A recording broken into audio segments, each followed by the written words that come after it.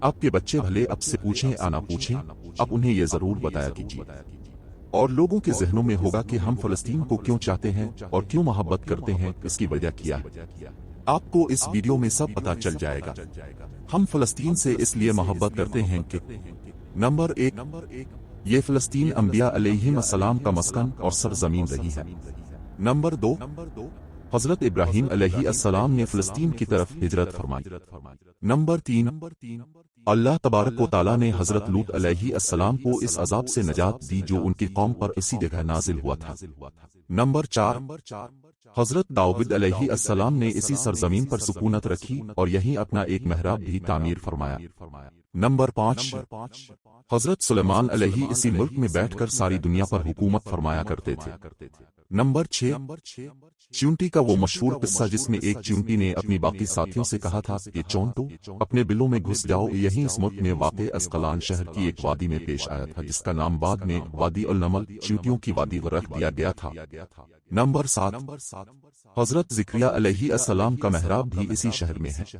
Number 8، حضرت موسیٰ علیہ السلام نے اسی ملک کے بارے میں اپنے ساتھیوں سے کہا تھا کہ اس مقدس شہر میں داخل ہو جا۔ انہوں نے اس شہر کو مقدس اس شہر کے شرک سے پاک ہونے اور انبیاء علیہم السلام کا مسکن ہونے کی وجہ سے کہا تھا۔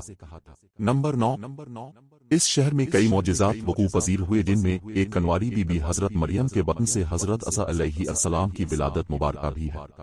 نمبر 10، حضرت عیسیٰ علیہ السلام کو جب ان کی قوم نے قتل کرنا چاہا تو اللہ تبارک و تعالیٰ نے انہیں اسی شہر سے آسمان پر الفاٹ لیا تھا۔ نمبر 11، ولادت کے بعد جب عورت اپنی جسمانی کمزوری کی انتہا پر ہوتی ہے، ایسی حالت میں بی بی مریم کا کھجور کے تنے کو ہلا دینا بھی ایک معجزہ الہی۔ نمبر 12، قیامت کی علامات میں سے ایک حضرت عیسیٰ علیہ السلام کا زمین پر واپس تشریف اسی شہر کے مقام سفید مینار کے پاس ہوگا۔ نمبر 13، اسی شہر کے ہی مقام بابلات پر حضرت عیسیٰ علیہ السلام مسیح دجال کو قتل کریں گے۔ نمبر 14، فلسطین ہی ارض محشر ہے۔ نمبر 15، اسی شہر سے ہی آجوج و ماجوج کا زمین میں قتال اور فساد کا کام شروع ہوگا۔ نمبر 16، اس شہر میں وقوع پذیر ہونے والے قصوں میں سے ایک قصہ طالوت اور جالوت کا بھی ہے۔ نمبر 17، فلسطین کو نماز کی فرضیت کے بعد مسلمانوں کا قبلہ اول ہونے کا اعزاز بھی حاصل ہے۔ ہجرت کے بعد حضرت جبرائیل علیہ السلام دوران نماز ہی حکم ربی سے آقا علیہ السلام کو مسجد اقصی فلسطین سے بیت اللہ کعبہ مشرفہ مکہ مکرمہ طرف رخ کرا گئے تھے۔ جس مسجد میں یہ واقعہ پیش آیا وہ مسجد آج بھی مسجد قبلتین کہلاتی ہے۔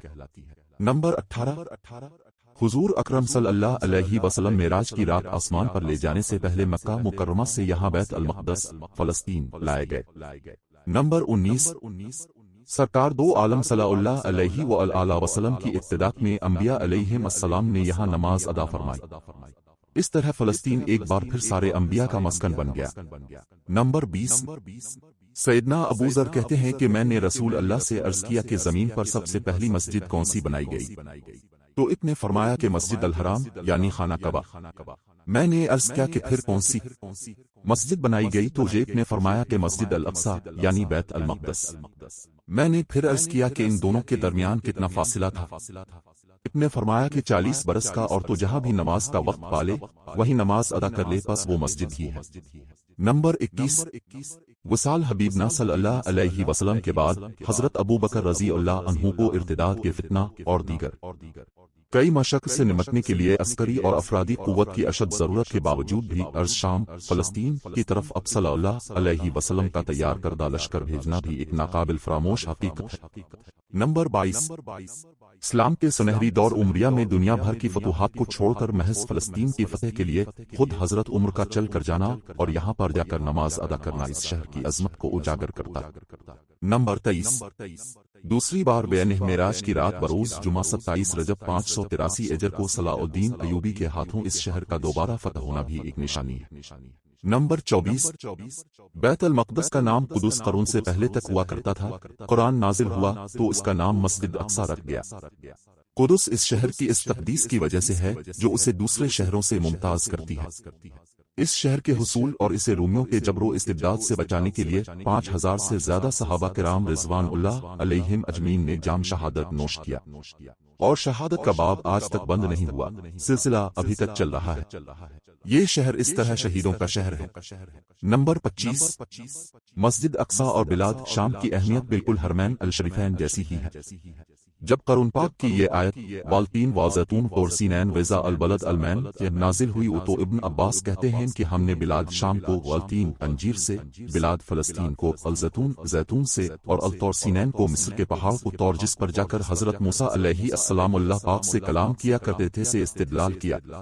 نمبر 26، اور قرآن پاک کی یہ آیت مبارک بالقد اتبنا فی الزبور من بعد الذکر الوزر سے عبادی الصالحون سے یہ استدلال لیا گیا کہ امت محمد حقیقت میں اس مقدس سرزمین کی وارث ہے۔